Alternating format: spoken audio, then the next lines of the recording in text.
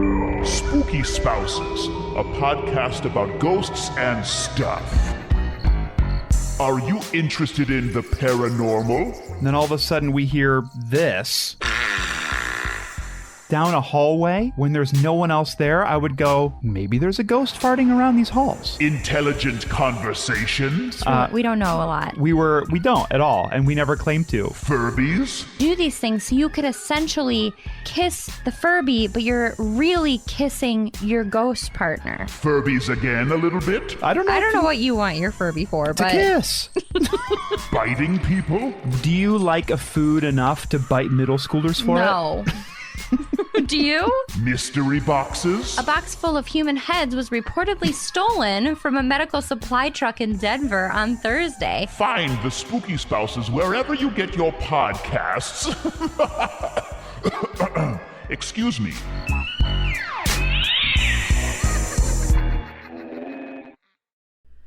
In this film, a 40-year-old woman travels back in time and tries to sleep with as many high school boys as she possibly can.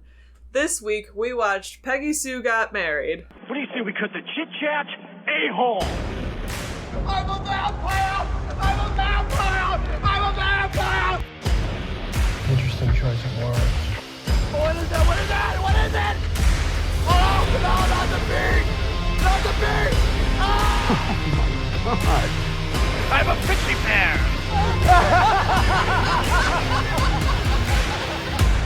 Okay, let's run. This is The Unbearable Fate of Massive Talent. I'm Brittany Green. And I'm Liz Kurtzman. And this movie was great. This movie was really interesting. It's not what I thought it would be. So, it's directed by Francis Ford Coppola. And I feel like this is... I don't know that this is the only comedy that Francis Ford Coppola directed, but it certainly feels that way when I think about what other movies I know Francis Ford Coppola did. Yeah, I feel like I don't know his oeuvre, because every time I find out a movie that he did that wasn't The Godfather, I'm always like, oh, Francis Ford Coppola? Yeah. Like, I love We did Apocalypse Now. I love Dracula. And every time it's like, oh yeah, this is Francis Ford Coppola. And this is very different from anything else I know that he's done. So, yeah. This is not the only Francis Ford Coppola movie that has Nicolas Cage in it. He's also in Rumblefish. Really early in his career. Yeah. I saw that one a long time ago. I have Never not seen seen it. this one before tonight, although it's one of the favorite movies of a couple of people that I know.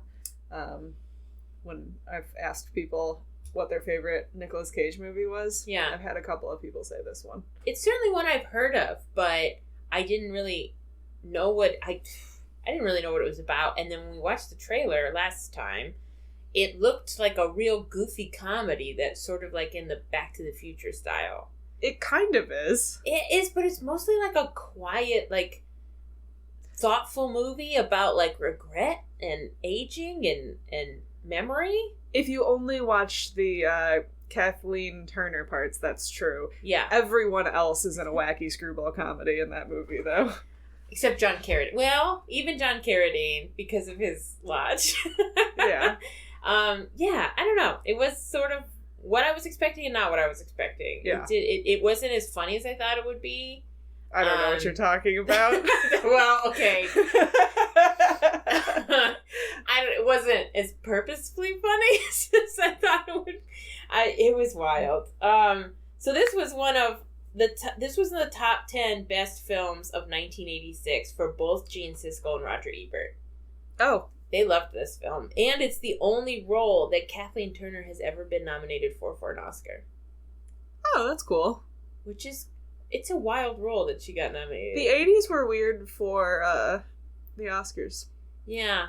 I wonder if it's because, speculation here, I don't know that much about the Oscars, really. Do you think it's because it's before, like, the formula for, like, an Oscar-winning role was sort of perfected? Yeah, maybe. I mean, it's so weird because the Oscars have been around forever. Yeah. And it makes me want to kind of dig in a little bit more, because I remember when we did Moonstruck thinking it was kind of odd that Moonstruck won so much. Yeah. Because it was also just sort of kind of, like, a little silly. Yes. You know? And a lot now silly movies don't win Oscars. Well, Everything Everywhere All at Once has been nominated for a bunch of things. Which is silly, but also so not silly. Yeah. But I would say this movie's silly and not silly, too. Yeah.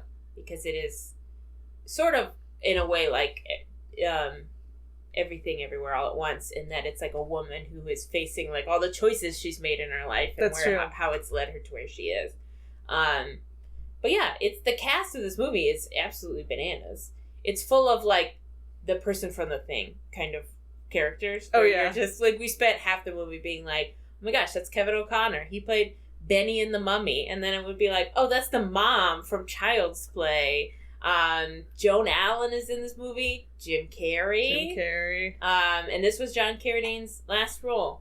So what a role! What a role! He's in it for 3 minutes.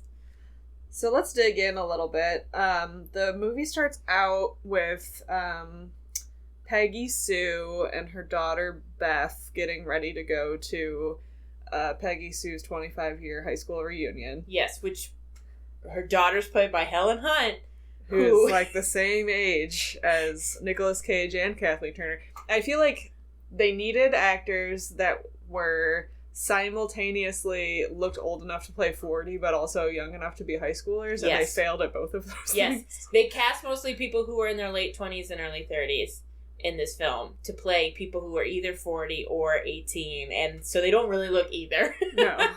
They are like strong 30. Yeah, strong 30 across the board. They tried to age up Nick Cage. I don't know why they try to age up Kathleen Turner. Yeah, she looked the same. So much different in age. Where she's you're like older. Yeah, she's like 9 years older, right? Yeah, than Nick Cage. Because you looked up her age difference with her and Helen Hunt, and I looked up the age difference of Helen Hunt and Nicolas Cage. Yeah, and I know Helen Hunt and Nicolas Cage are pretty much exactly the same age. Yes, and Kathleen Turner is 9 years older.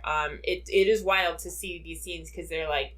Until she specifically said it was her daughter, I was like, this is her friend. Well, and they're the same age. They have a joke where somebody comes up and they're like, it's like that soap commercial. Which one's the daughter? And I was like, yeah. Yes, it is. Yes, it is. I don't know. Like, they did make a few jokes about her looking really good for her age when she was at the reunion. Yeah. Nice try. Good job. They're like, we'll go ahead and lampshade it so people can't get mad about it. How old was Kathleen Turner when this movie was made? You want me to do math? Kind of. She's 59 now. She's 59 now. And this was 86? I think. Yeah. This was in 86. And I didn't look to see what year she was born. Now I'm not even sure she's 59. Don't quote me on that. Oh my god. I'm the research one, guys. If she's 59 now, that means she was also born in 64, which is the same year that Nicolas Cage was born. Well, then that can't be right because she's older. I'm doing great. We need to know. She's 63 right now. Oh. So, I think you were just wrong all the way around. How did I... Oh, I'm sorry, she's 68. My eyeballs she's 68. are broken. Helen Hunt's 59. Yeah. That's where I got confused. No, I think that my eyes, like, literally just didn't adjust to my screen because I'm getting old. Oh no, aging. Oh no. Regret. I'm just like Peggy Sue. No. I should have taken better care of my eyes. So we still don't know how old she was when she did this film. Oh, right. So she's 68 now. So that's like the 6... Oh, man. I want you to cut all this out. We don't need a math portion on our show. She was born in 55. Okay. This was 86. So that's 32? 31. 31. Yeah. Okay. We got there. Yeah. Woo! That was hard. Oh, that was it. Remember the part in the movie where she was like, no one uses algebra in real life? Yeah. We do. That's true. Yeah. So she's going back to her 25th high school reunion, and she like dresses in one of her old dresses from school. Yeah, And like it's she was this, trying to like, be theme on theme. silvery sweetheart necklace number. It looks great. Yeah, and she in looks fact, phenomenal in it. She's supposed to look sort of like outdated, I think, compared to everyone else. But like, I think because it was so metallic, that kind of brought me into the 80s a little bit with Yes. the shiny material. and also like everyone else is wearing 80s clothing, which always looks frumpy to me. So they all looked way more outdated than she does, because I feel like if you wore that dress now, it would be fine. A lot of 80s stuff is kind of classic. Or, I'm sorry, a lot of 60s stuff, Yeah. like that 1960, like where you're in the bridge between the 50s and 60s, kind Yeah. of is a little bit classic, I think. Yeah, so she looks incredible. And of course she where we start is she and her husband Charlie, which is Nick Cage, have split up. They're divorced, and Or they're getting a divorce, at least. yeah, and because he cheated on her, and they have a lot of regrets and all these things. And then she goes back to her high school reunion, and it's sort of odd because she is really having a good time, but also Up seems until to be he like shows up, over. yeah. Oh, I guess it is when he shows up. 'Cause Yeah, then that's when she she's, starts freaking out. Yeah, when she gets, they do this weird thing where they do a king and queen of the reunion, like a Just prom like homecoming. king. Yeah, or prom. yeah. And so she gets super overwhelmed and has almost a panic attack when she gets not chosen to be the queen and goes up there. So it was and I guess that's sort of the thesis of the movie, is that it's like she is simultaneously filled with joy at seeing all these people and nostalgia, but also is just overwhelmed with regrets and and it's very our town. This movie felt very our town to me. Yeah. In that especially when she goes back in time, she's just like when her grandma calls or whatever, she's just overwhelmed by the fact that she's seeing them and she misses these things. The high school reunion also is just plastered with pictures, seemingly only of Peggy Sue and Charlie. So many pictures of them together. We also saw Jim Carrey. Oh yeah. Who is a dentist in the 80s and does cocaine ?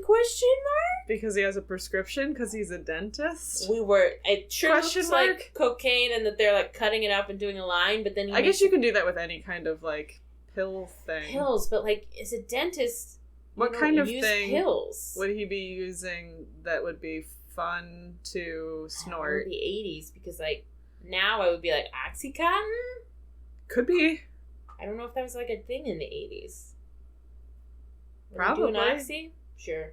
Call in. Let us know. What drugs were you doing in the 80s? Tell us about 80s drugs. Yeah. And then we had this interesting thing, and I found this a really interesting storyline throughout, is the Richard, the nerdy kid, Oh yeah. who was at the reunion everybody wants to talk to because he was super smart in school and was bullied and was a nerd, but now, he invested in computers and invented some stuff and is very rich and successful. And I don't know, it just ends up being a really interesting story throughout. I almost wish there was more Richard. Yeah. He seemed really nice. Yeah. He genuinely seemed like a nice guy, and you could tell that he sort of alludes to it, that the fact that all these people who used to bully him are now, trying to schmooze with him. Mm-hmm. But he isn't mean about it. No. He when he goes up to make his speech because he's elected the king, he gives a pretty nice speech, and I thought he was going to be you guys all made fun of me and now you want my money, but instead he was just thanks. Good to see you all. It's Thank good you. to see Yeah. everyone. Thank you very much. And I thought That was people it. could have been meaner to him in the 80s. well, that's the thing, is it seemed Or I'm sorry, and not meaner in the 80s, meaner in the 60s. We don't actually see him get bullied. Yeah. There's a couple of there's the jock that Peggy Sue tells off when she goes and talks to him in the lunchroom. Yeah. And then there's the mean girl says mean stuff about him, but not to him. But she's also mean. But she's Everybody also hates the her. mean girl. And Charlie is oh yeah, he's nice. Yeah. That's yeah, cool. Charlie doesn't hate Richard. Right. It's, I don't know. I would have liked to see just a little bit more with his storyline, because it felt sort of unfinished to me. And then there's this hot guy that didn't come back for the reunion. He's too cool. He's too cool for the reunion. Michael. He'll be important later.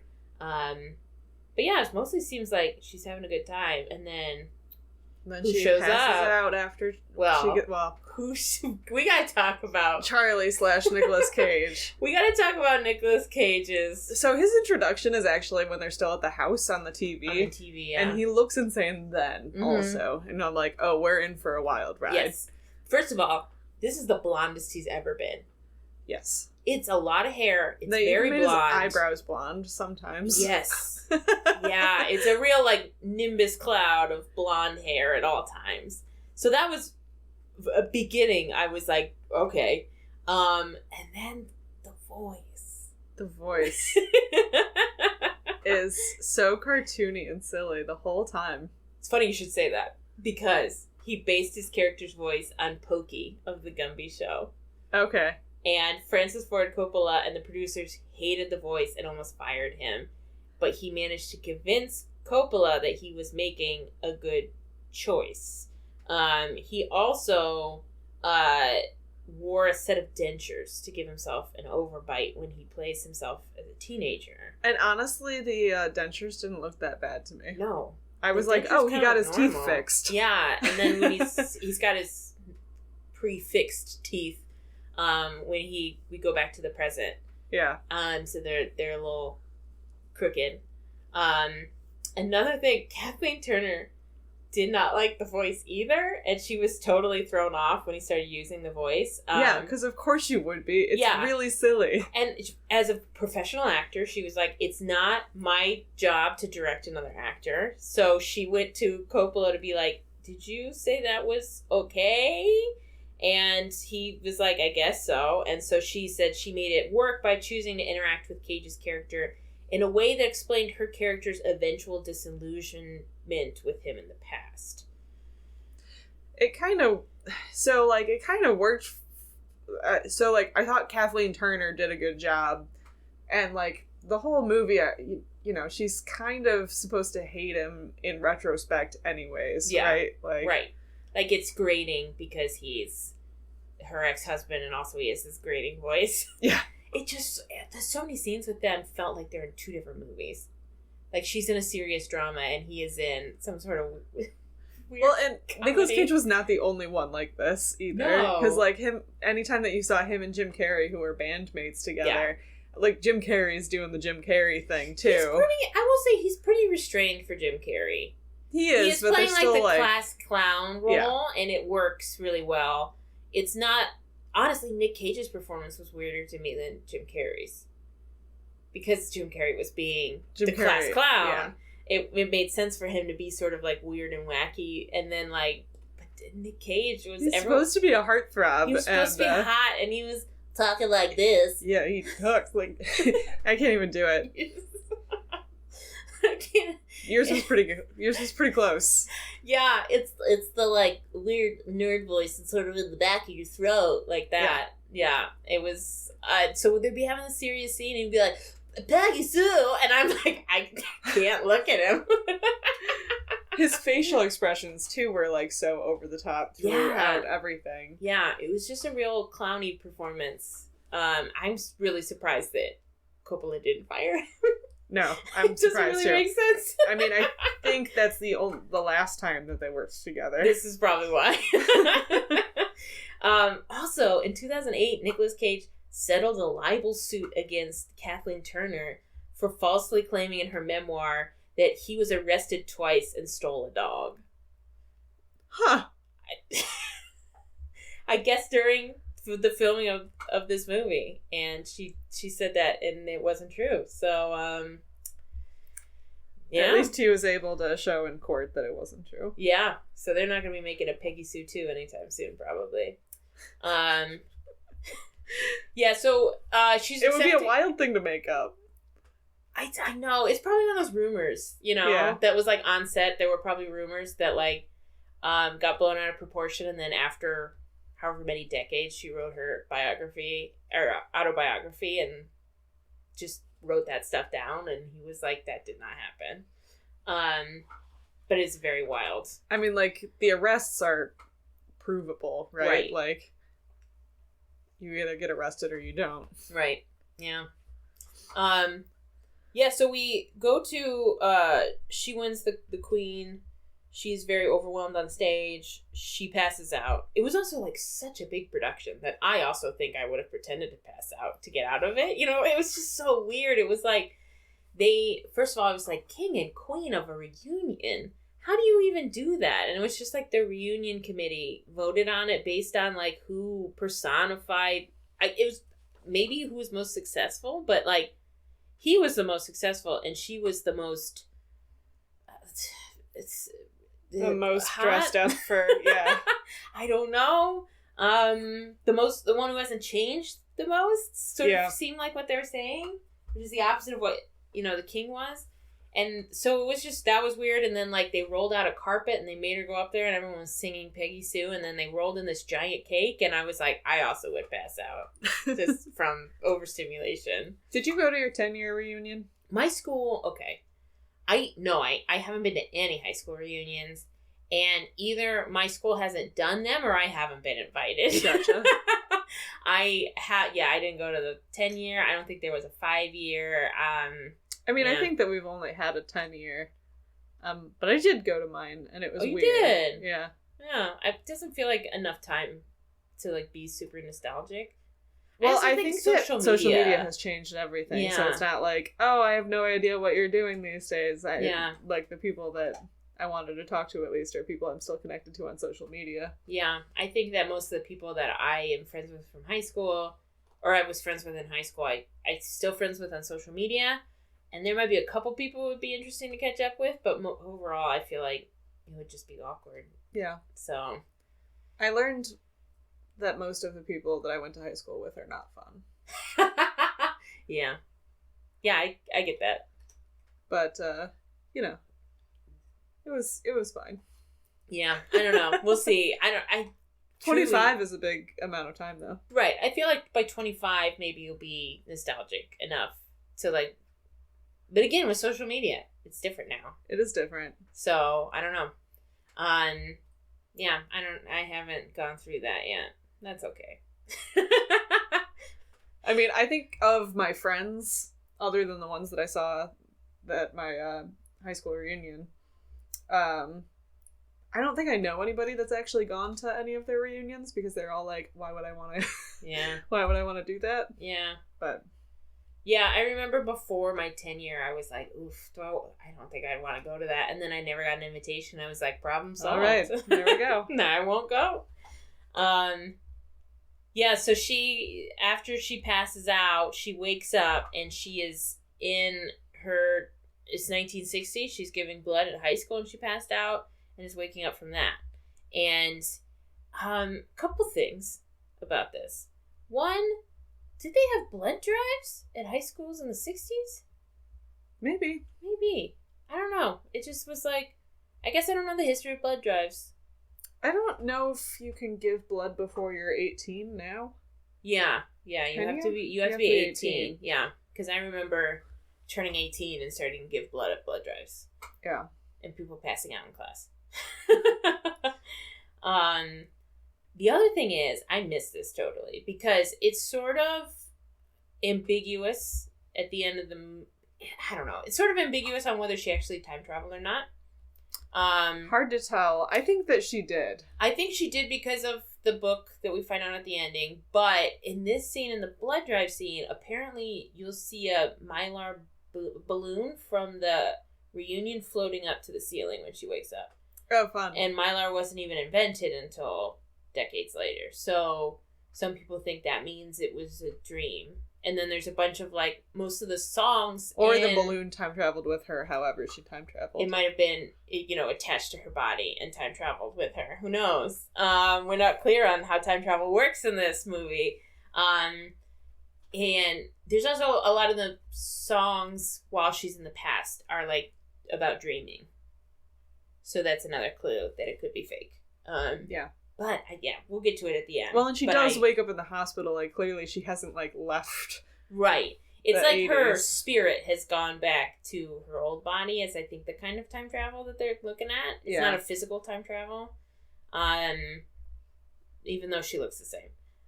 So, okay, and then the other thing about this is, as you've pointed out, people were wearing a lot of gray in this movie.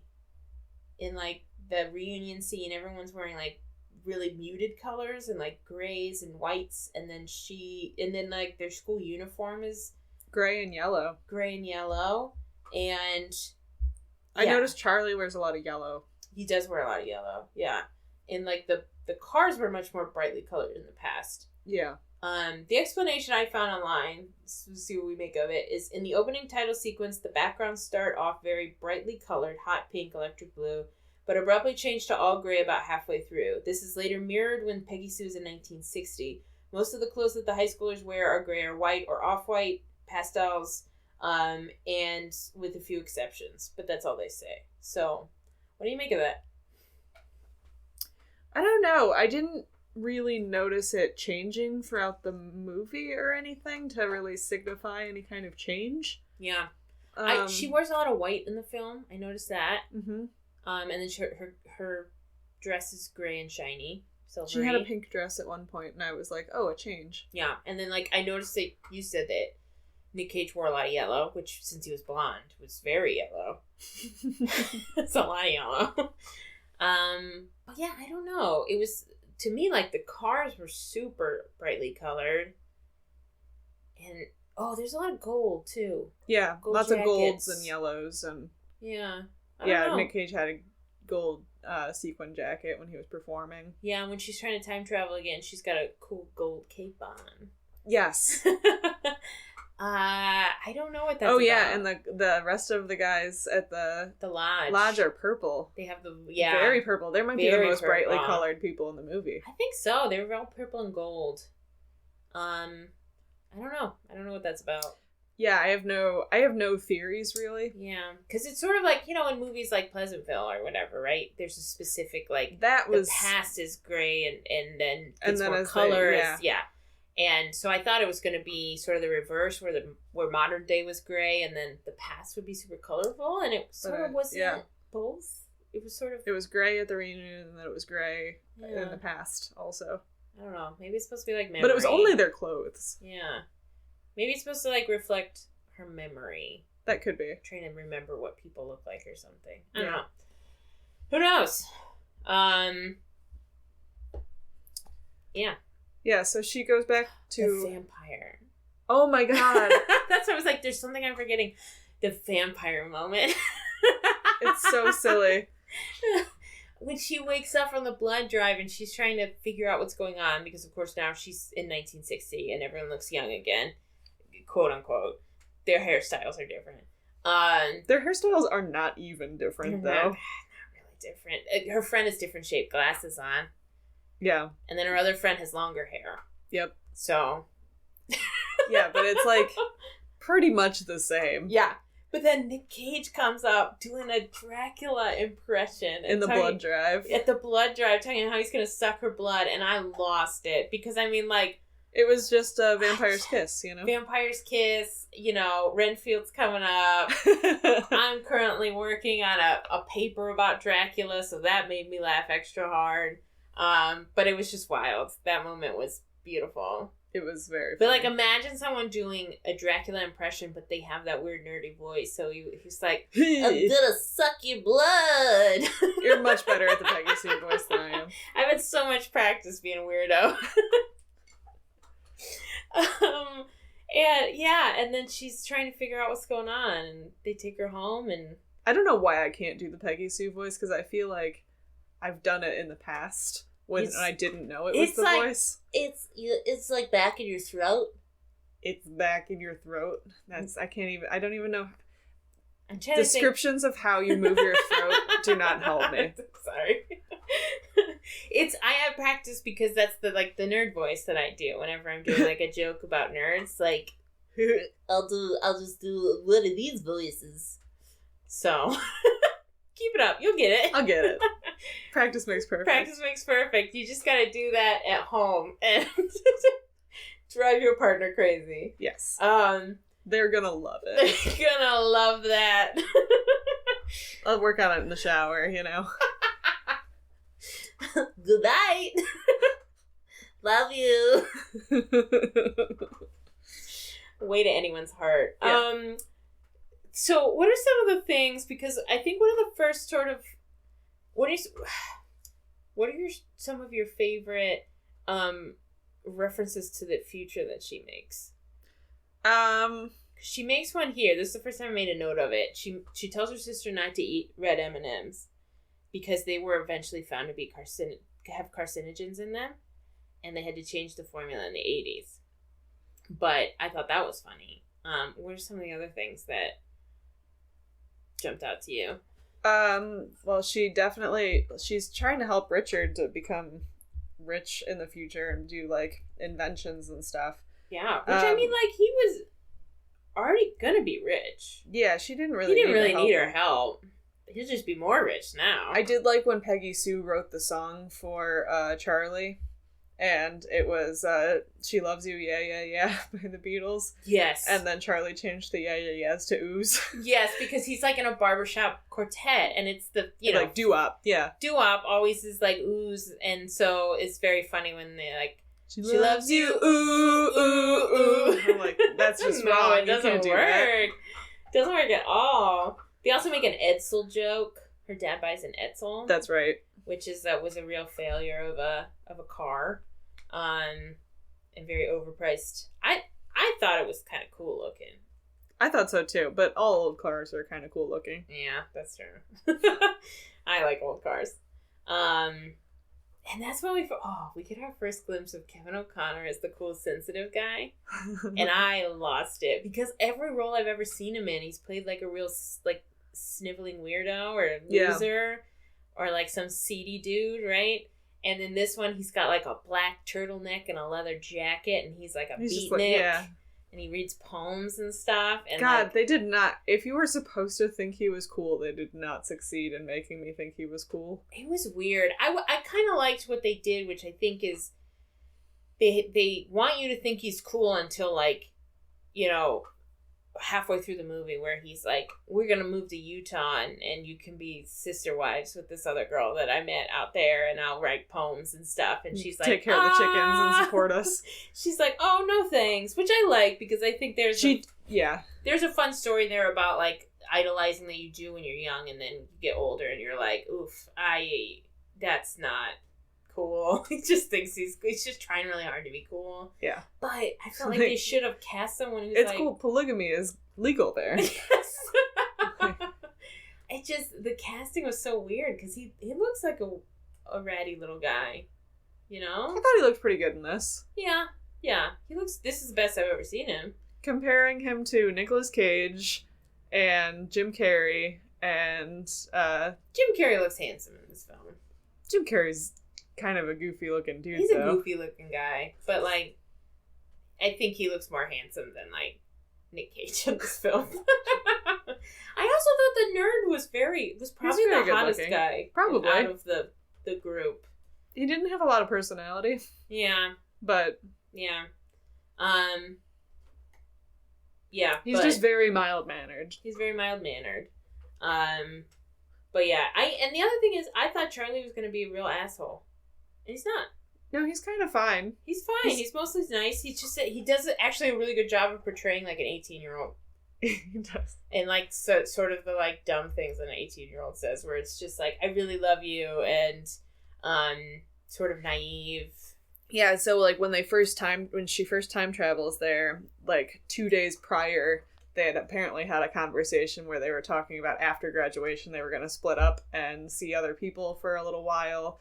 And comparison shop, and then could get back together and get married, right? Yeah. And that feels like a very like thing that you do, and you're like, you're going off to college or whatever, and you're like, we'll definitely get back together, and it's like, will you? But will you? But yeah, he honestly, like, she kind of puts him through a lot in this movie. No, by the end, I kind of felt bad for Charlie. Pretty bad for him, because she kept kind of going back and forth on like whether she wanted to be with him or not, and she also like doesn't tell him, like, she does just cheat on him with the beatnik guy. She sort of like But then he almost murders her because of it. So I forgot about that. In the bizarre twist. What a weird where he scene. sneaks into her bedroom and she's asleep and he's like holding the pillow like he's about to Yes! to smother her. That was, I call it his Nosferatu moment. Oh man, he has he like did like the weird hands. He did a weird hand He's thing. got his sneaking hands. He got sneaky hands. And he's like creeping over the roof to go in her like window, and he does his sneaky hands and like crawls in, and I was like, he's doing a real Max Shrek right now. Yeah. Having his little Edward Cullen moment. Yes. Just like to watch you sleep. He definitely knew which window was hers, so he's probably crept in there before. Probably. She does tell Richard about the time travel, and he believes her. Yeah. Who does she tell about the time travel? Just her grandparents and Richard. But she doesn't like hide it particularly, and she feel doesn't like try very hard to like. She just openly says stuff about being a 40-year-old woman. It's no wonder that her parents and Charlie think that she's like kind of crazy for like the past week or whatever. Yeah, because she keeps on talking about things like, "Oh yeah, I remember that," and like, talking about people in the past tense. Yes.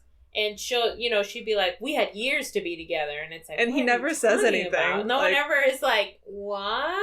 What are you talking about? She's like, I've had a lot of experience and lived a lot of lives and stuff. And or she like talks about like, I'm a grown woman, and nobody's like, no, you're not. No. No, you're 18. What is wrong with you? Yeah. My favorite though was when she says that to Charlie, and he's like, well, yeah, girls mature faster than boys. That was good. Yeah, he was just like rolls with it. He's like, absolutely. Sure. Yeah. There's also the line when her mom is trying to figure out what's wrong with her, and she's like, honey, you know what a penis is, right? Stay away from it. That sent me. That was a good line. that was excellent. The scene when her grandma calls and she's the one that answers the phone and she hears her grandma's voice and it gets like so overwhelmed that she has to like give the phone to her mom. I thought that was a really nice scene. I thought so too. Yeah. Well done. Just like really, I can see being very overwhelmed. Just like imagining someone that you had been gone for a long time and just casually hearing their voice like that. I can't imagine like what that would do. I wonder if her grandparents are gonna die in like the next year or so. Because we know that she names her daughter. I don't know if Scott or Beth is the first child that she has. Yeah. But we know that she gets pregnant with whoever her first kid is in like the next year. She's 18. Beth after the grandma. Yeah. Yeah. So then, and she doesn't. And they have like to be that dead, kind of like though. Yeah. You can name. I was named after my grandma, and my grandma was still alive. No, I'm sure she was dead. Liz. You're like, I don't think you can legally name somebody after someone unless they're dead. Every junior, senior, third, fourth, they had to wait until the person was dead.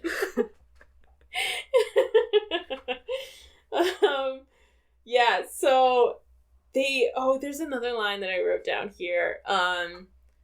When Charlie comes to pick her up for the party, and he's wearing that sweater, and she's like, that's a great sweater. And he was like, what's the point in being a cheerleader if you can't dress weird? Or what's the point of being a teenager if you can't dress weird? And I said, yeah, man. That's true. Yeah, I'm with you on that. I wish I had, it's talking about regrets. Yeah. I wish I had dressed weirder when I was a teenager. Oh, yeah, I mean, the fashions, first of all, the fashions that were in when we were in high school are atrocious.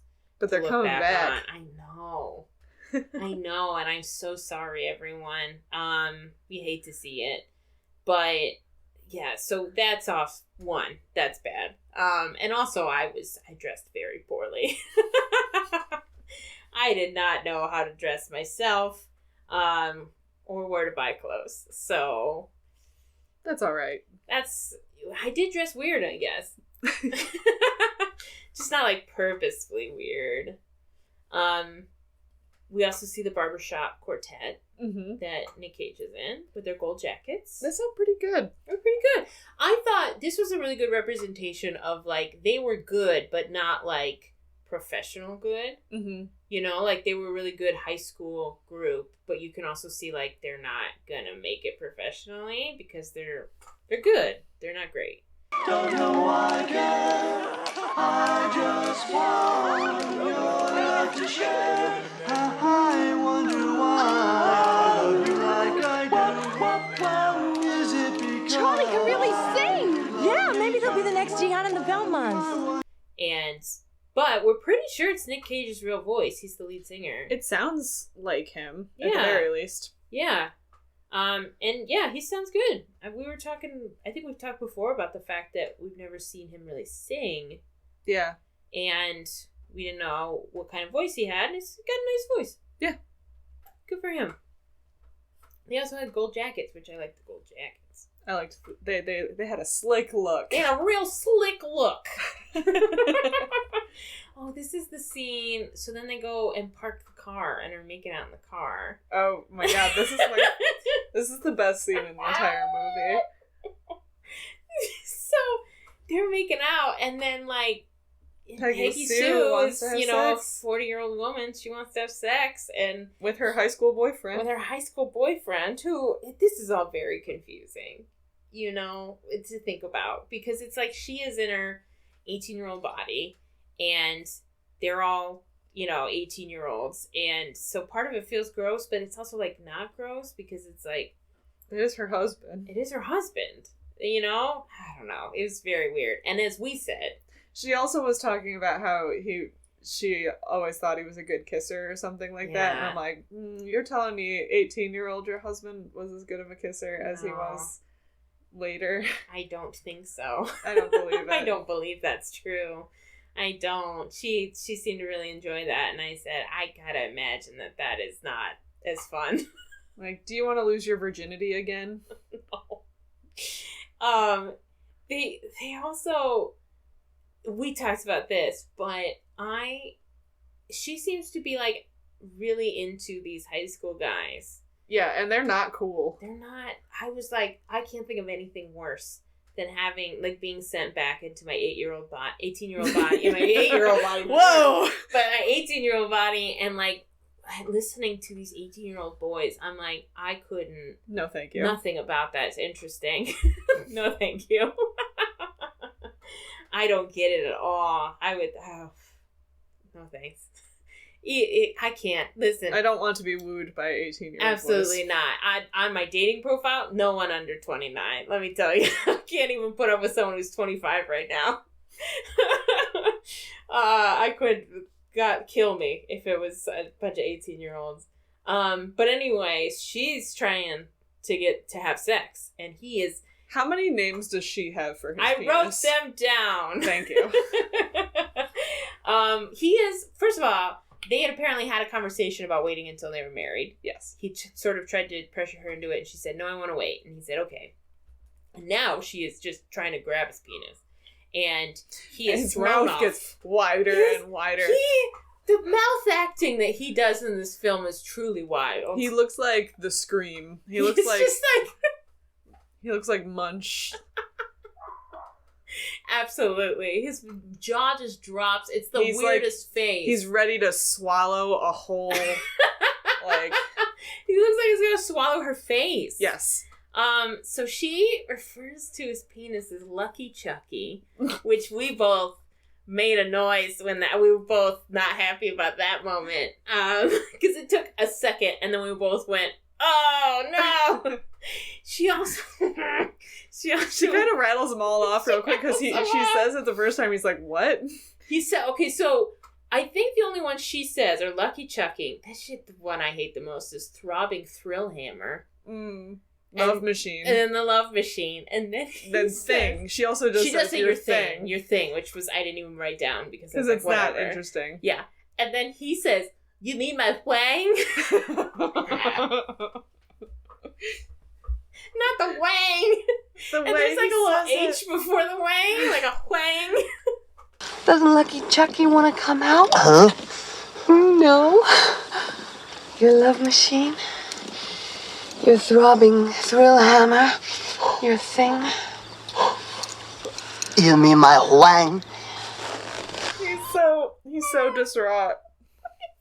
He like yells it too. You mean my wang? You mean my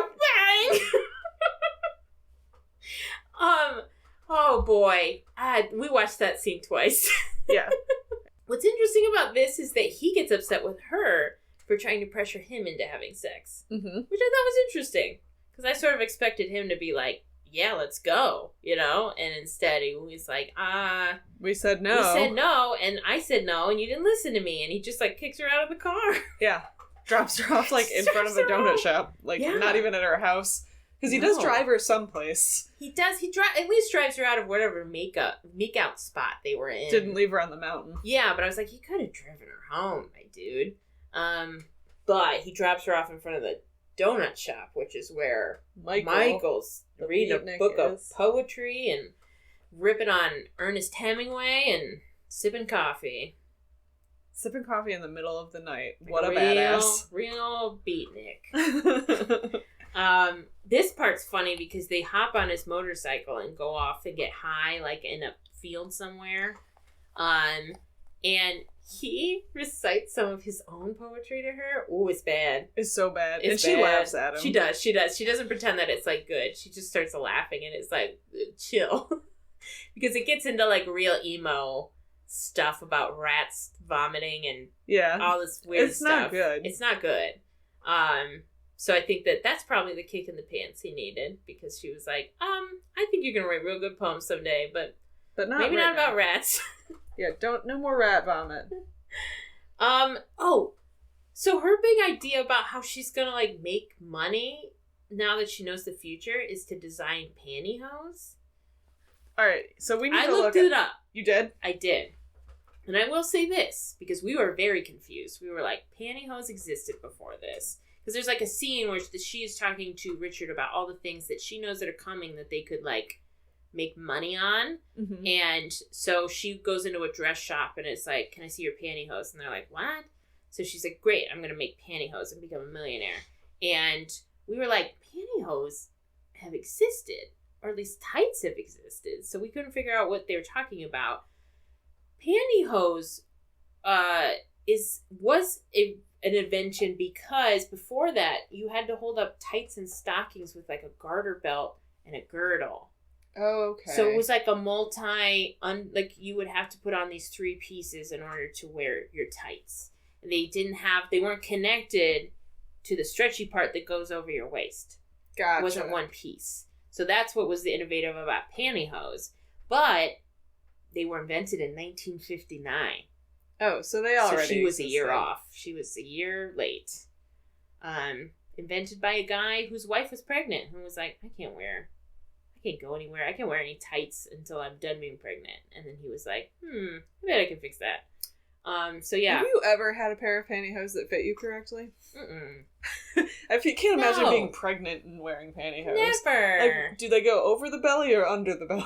Well, so if you get the high-waisted ones that basically go up to your boobs, Yeah, then I feel like you could do that for if you're pregnant. maybe. Right? But You'd have to be stretch a super lot. Stretchy. Yeah.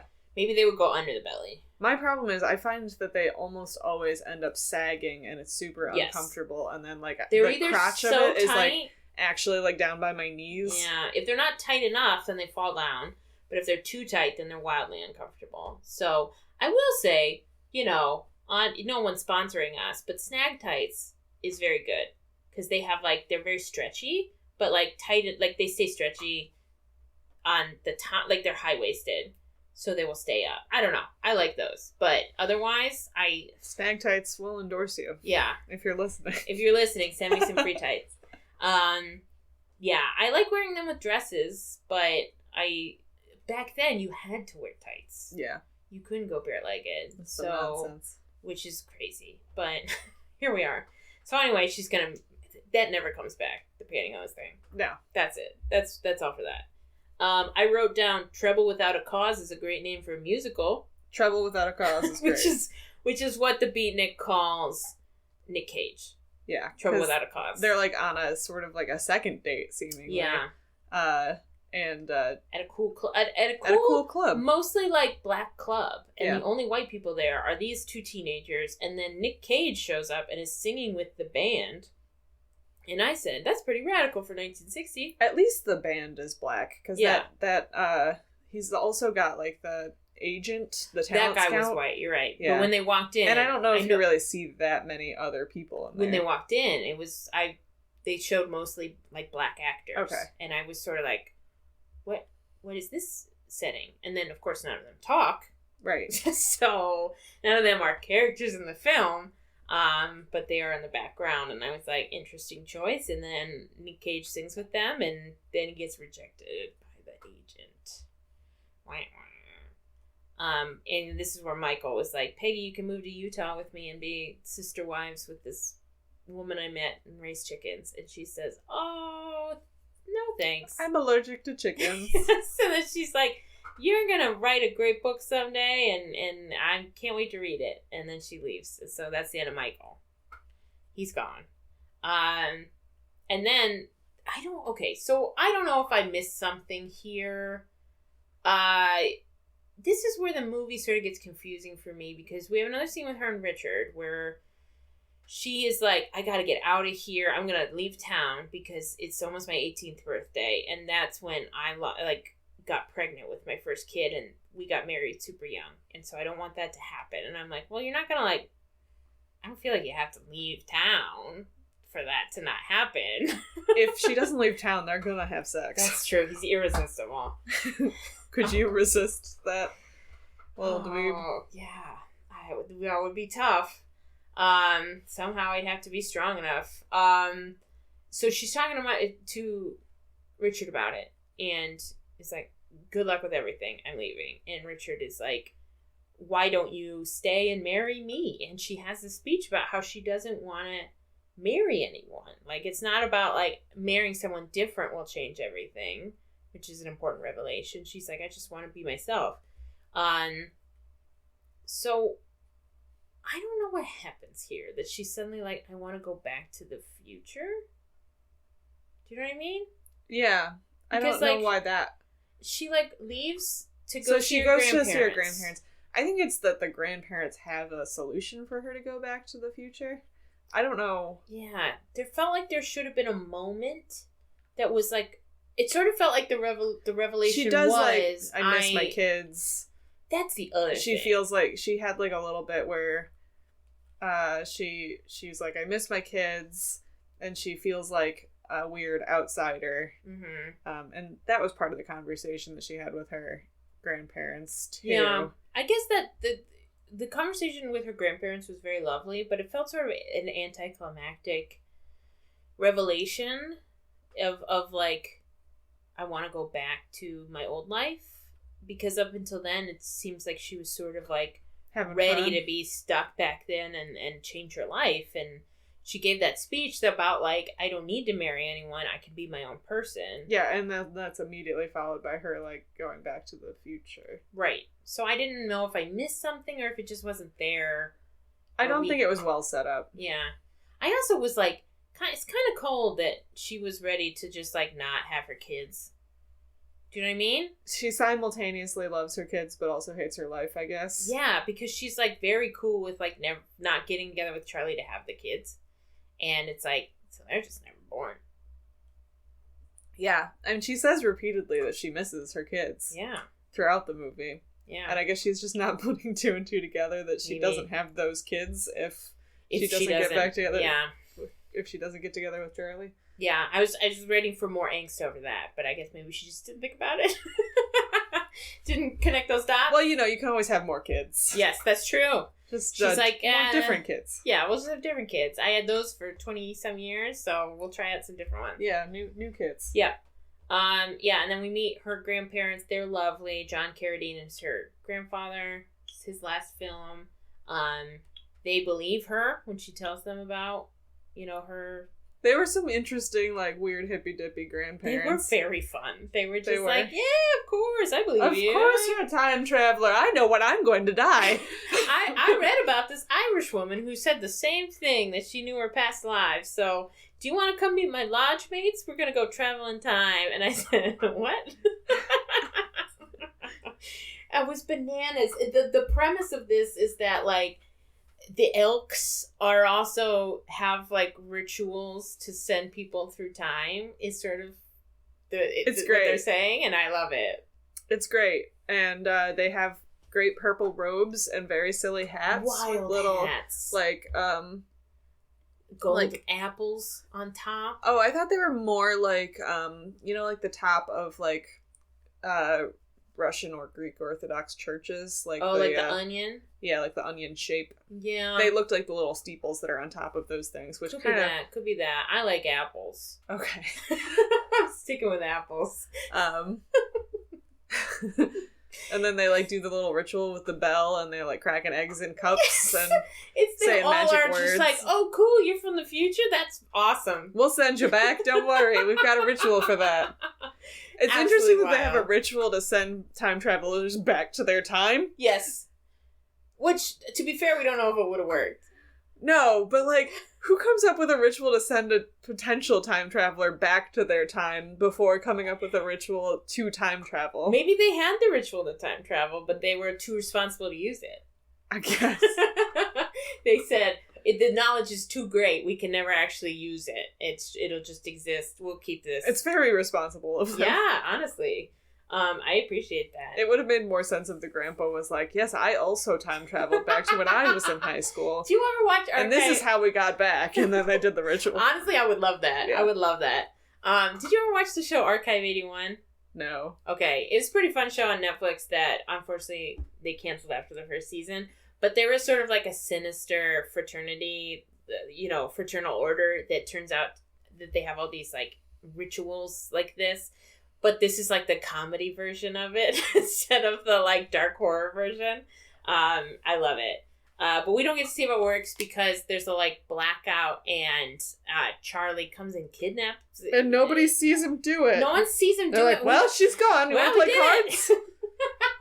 And I don't know how he knew she was there. No. He must have stalked her all the way to her grandparents' house and then followed them to the lodge. Yeah, it doesn't make any sense. They just needed him to be there in the scene. Drags her out into the rain, and then they go into the weird little greenhouse. Yeah, and he gives her the locket that she's wearing at the beginning, and she cries, and then she passes out. They start having sex. Uh-huh. And then something happens. Lightning strikes or something. Yeah, I'm like, how did she end up back in her body? And she wakes up in like the hospital. Yeah. They just like yeah, she had some sort of heart rhythm problem. Yeah. And so she passed out, and she'd been in the hospital for days unconscious, and Charlie had stayed with her the whole time, and sounds like she wakes up, and it sounds like they're going to give it another try, because they love each other, and he missed her, and we do get, so this is the clue that maybe everything did happen, is that he's talking about all the nice things people from the reunion and people from high school sent for her. And there's a book that Michael, who wasn't at the reunion but apparently heard about it, sent her a book of poems dedicated to Peggy Sue in One Starry Night. Yeah. And she was like, must be a different Peggy Sue. Must be a different Peggy Sue, she says. Well, Peggy Sue's such a common name. That's what I was like, what's the other Peggy Sue? Who else? Also when the scene where he begs her to marry him, even if it cost him his arm, the next movie he did was Moonstruck. Oh my god, that's hilarious. Which did cost him his arm. So is this a prequel to Moonstruck then? Absolutely. Yeah. This is the fiance that this is him. Yeah. Yeah, and then that's the end. What'd you think? I liked it. I thought it was really fun. I thought it was a interesting, thoughtful movie. Like I said, that's sort of in the vein of Our Town, but a little bit more fun than Our Town. And it's got some wild performances in it, so it's definitely worth a watch. Absolutely. What do you think the critic score is and the audience score? Well, I'm going to say that the critic score is probably pretty high because of seems like it was really well received. So I'm going to say critic score is like 88. Oh, you're really close. It's really? 86. Ooh. 2 points off. Wow. And then what do you think the audience score is? Ooh. maybe a little lower. Maybe like 80. It is lower. It's actually kind of much lower. Oh. Maybe people didn't like Nicolas Cage's performance. Why not? The audience score for Peggy Sue Got Married on Rotten Tomatoes is 55%. What? Which is wild. That's wild. I thought it was definitely better than a 55%. It's definitely better than a 55%. I think I'd probably give it an 80. I give it a B. I liked it. I might give it like a B+. Yeah. Yeah. It's good. It's worth a watch. Go check it out. Yeah, I liked it a lot. Yeah. What are I guess it's time. It's time for Inside the Cage. That's the only voice we could have done for Inside the Cage this week.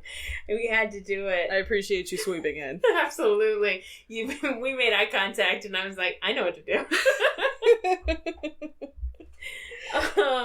So what are we talking about this week? So I found an article that has another deleted scene from Unbearable Weight of Massive Talent. Yes. And you just watched it. Yeah. And what'd you think? I love it. So it's a scene where Nicolas Cage and Pedro Pascal's characters are sitting in the tub or in the pool. In the pool. And Nicolas Cage challenges him to do an impression of anything. Yeah. And he does cut the chit chat. What do you say we cut the chit chat, a-hole? But he does it because he's like they're Colombian, right? I think so. He's like doing it kind of with his like little accent. And yeah. Stuff. He's like, what do you say we cut the chit chat, a-hole? And so they're just going back and forth. He's giving him a lesson on how to actually do it. And it's really all funny. in the a-hole, basically. Yeah.